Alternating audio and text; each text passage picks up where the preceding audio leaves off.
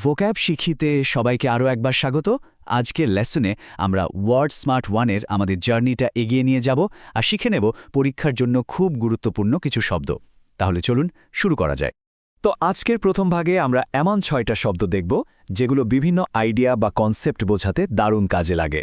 চলুন তাহলে আমাদের প্রথম শব্দটা দিয়ে শুরু করে ফেলি। আমাদের প্রথম শব্দটা হলো অ্যাসোটেরিক। এর মানে হলো রহস্যময় বা গূঢ়, মানে এমন কোনো জ্ঞান বা বিষয় যা শুধু হাতে গোনা কিছু মানুষই বোঝেন, সাধারণের জন্য বোঝাটা একটু কঠিন। এটা মনে রাখার কৌশলটা কিন্তু বেশ মজার। আইসোলেটেড শব্দটার কথা ভাবুন তো, যে জ্ঞানটা সাধারণ মানুষের কাছ থেকে আইসোলেটেড বা বিচ্ছিন্ন, সেটাই হলো অ্যাসোটেরিক। স্লাইডের বাক্যটা যদি দেখি, the professors lecture on quantum physics was too esoteric for the freshman, মানে কোয়ান্টাম ফিজিক্সের ওপর অধ্যাপকের লেকচারটা নতুন ছাত্রদের জন্য বড্ড বেশি গূঢ় ছিল আর কি।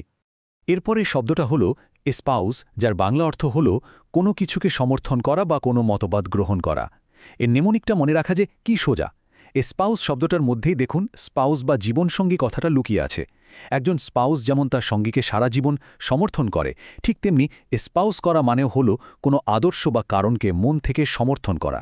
বাক্যটা খেয়াল করুন, she has continued to espouse the causes of women's rights, মানে তিনি নারী অধিকারের বিষয়গুলোকে সমর্থন করে চলেছেন। আচ্ছা, এবার আসি ইথিরিয়াল শব্দটায়। এর মানে হলো স্বর্গীয়, অপার্থিব বা খুব হালকা কিছু, যা ঠিক যেন এই পৃথিবীর নয়। এটা মনে রাখতে ইথার বা মহাকাশ অথবা আকাশের কথা ভাবতে পারেন। আকাশ যেমন খুব হালকা, প্রায় ধরাছোঁয়ার বাইরে, ইথিরিয়াল সৌন্দর্য ঠিক তেমনই।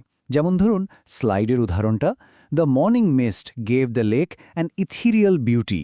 এর মানে সকালের কুয়াশা লেকটাকে একটা অপার্থিব বা স্বর্গীয় সৌন্দর্য দিয়েছিল। আমাদের পরের শব্দ ইউফেমিজম। সোজা বাংলায় এর মানে হল কোনো একটা করা বা অপ্রিয় কথাকে একটু ঘুরিয়ে সুন্দর করে বলা। এর নেমনিকটা কিন্তু এর আসল উৎস থেকেই এসেছে। গ্রিক ভাষায় ইউ মানে হলো ভালো, আর ফোনিজম মানে শব্দ। তার মানে ইউফেমিজম হল ভালো শব্দ ব্যবহার করে কোনো অপ্রিয় সত্যকে প্রকাশ করা। যেমন ধরুন, কেউ মারা গেছে না বলে আমরা যখন বলি তিনি পরলোক গমন করেছেন, এটাই হলো ইউফেমিজম। স্লাইডের বাক্যটা দেখুন, passed away is a euphemism for died. এরপর আমরা যে শব্দটা শিখব সেটা হলো evanescent, যার মানে হলো ক্ষণস্থায়ী, মানে যা খুব অল্প সময়ের জন্য থাকে এবং দ্রুত মিলিয়ে যায়। শব্দটা মনে রাখতে এর ভেতরে থাকা ভ্যানিশ শব্দটার কথা ভাবুন, যা খুব তাড়াতাড়ি ভ্যানিশ হয়ে যায় বা উধাও হয়ে যায়, সেটাই evanescent।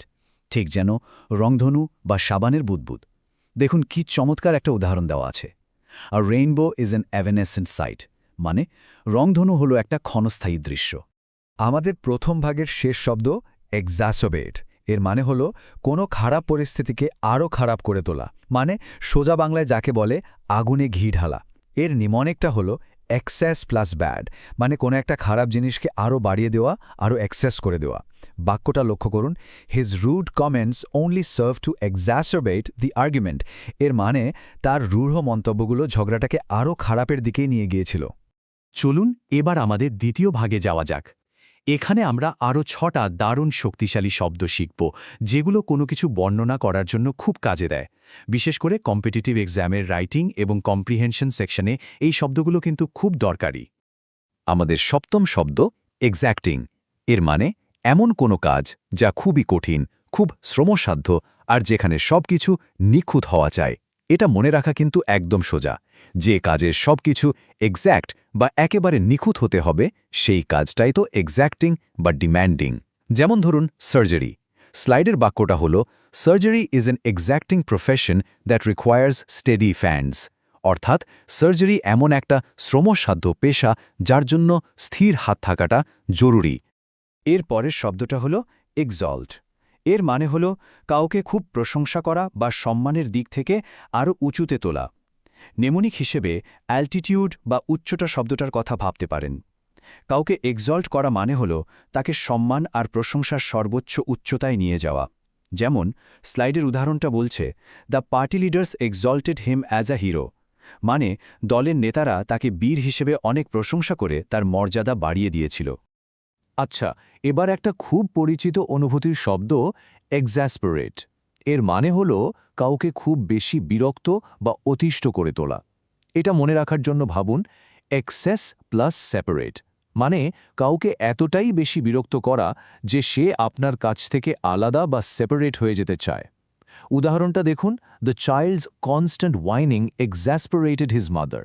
মানে বাচ্চাটার একটানা ঘ্যানঘ্যানানি তার মাকে একদম অতিষ্ঠ করে তুলেছিল। আমাদের 10 নম্বর শব্দটা হলো এক্সাম্পলিফাই। এর মানে হলো উদাহরণ দিয়ে কিছু বোঝানো বা কোনো কিছুর আদর্শ দৃষ্টান্ত হওয়া। এই শব্দটা মনে রাখা বোধহয় সবচেয়ে সহজ, কারণ এর ভেতরেই এক্সাম্পল শব্দটা আছে। কোনো কিছু এক্সাম্পলিফাই করে মানে হলো সেটা কোনো একটা ধারণার একদম পারফেক্ট উদাহরণ হিসাবে কাজ করে। যেমন, this painting perfectly exemplifies the artist style. এর মানে হলো এই ছবিটা শিল্পীর নিজস্ব স্টাইলকে দারুণভাবে ফুটিয়ে তুলেছে। এর পরের শব্দটা হলো এক্সস্টিভ। এর মানে হলো কোনো কিছু খুব বিস্তারিতভাবে বা পুঙ্খানুপুঙ্খভাবে করা। এর নেমনিকটা কিন্তু খুব মজার। ভাবুন, কোনো বিষয় নিয়ে আপনি এতটাই বিস্তৃত বা পুঙ্খানুপুঙ্খভাবে গবেষণা করেছেন যে কাজটা শেষে আপনি নিজেই এক্সস্টেড বা ক্লান্ত হয়ে পড়েছেন। দারুণ না? বাক্যটা দেখুন, the police conducted an এক্সস্টিভ search of the house. মানে পুলিশ বাড়িটাতে একটা পুঙ্খানুপুঙ্খ তল্লাশি চালিয়েছিল। আজকের শেষ নতুন শব্দ এক্সহট। এর মানে হলো কাউকে জোরালোভাবে উপদেশ দেয়া বা শনিবন্ধ অনুরোধ করা। এর নিমনিকটা হলো এক্স প্লাস হার্ট, মানে কাউকে একেবারে হৃদয় থেকে, মন থেকে কোনো কাজ করার জন্য উৎসাহিত করা। এটা বেশ শক্তিশালী একটা আবেদন বোঝায়।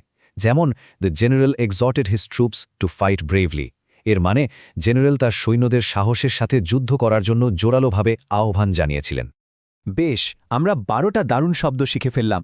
তো এবার সময় হয়ে গেছে একটা ঝটপট রিভিশনের, আমাদের লাইটনিং রাউন্ডের। দেখি তো কয়টা শব্দ মনে আছে। চলুন শুরু করা যাক।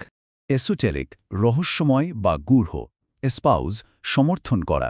ইথিরিয়াল, স্বর্গীয় বা হালকা। ইউফেমিজম, শ্রুতিমধুর বা কোমল প্রকাশ। এভানেসেন্ট, ক্ষণস্থায়ী। এক্স্যাসারবেট, আরও খারাপ করা। এক্স্যাক্টিং, শ্রমসাধ্য। এক্সল্ট, উচ্চ প্রশংসা করা। এক্স্যাসপারেট, অতিষ্ঠ করে তোলা। এক্সেম্পলিফাই, দৃষ্টান্ত হওয়া। এক্সস্টিভ, বিস্তারিত বা পুঙ্খানুপুঙ্খ। এবং এক্সর্ট, জোরালোভাবে অনুরোধ করা। চমৎকার! আশা করি এই 12টা শব্দ এখন সবার মনে থাকবে এবং পরীক্ষাতেও অনেক কাজে দেবে। আজকের এই বিশ্লেষণটি দেখার জন্য ধন্যবাদ। আমাদের কাজ ভালো লাগলে লাইক, শেয়ার আর সাবস্ক্রাইব করে আমাদের সাথে থাকবেন। আপনাদের সবার জন্য অনেক শুভকামনা।